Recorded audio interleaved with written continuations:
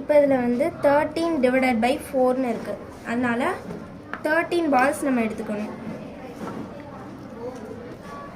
இப்போ divided by 4, அப்போ 4 பாக்ஸ்லேயும் இந்த இப்போ வந்து 13 டிவைடட் பை 4, அப்போ நம்ம ஒவ்வொரு பாக்ஸ்லேயும் 4 பால்ஸாக போட்டே வரணும்.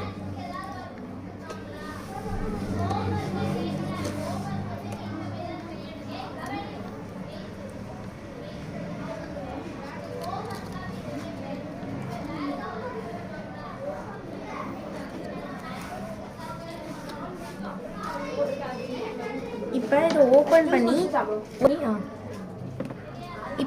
பண்ணி எத்தனை பாக்ஸில் ஈக்குவலாக 4 இருக்குதுன்னு பார்க்கணும். 3 பாக்ஸஸில் இருக்குது. 4th பாக்ஸில் மட்டும் ஒரே ஒரு பால் இருக்குது. ஸோ இது வந்து குவாஷியன்ட், இது வந்து ரிமைண்டர். அப்போ குவாஷியன்ட் வந்து 3, ரிமைண்டர் வந்து 1.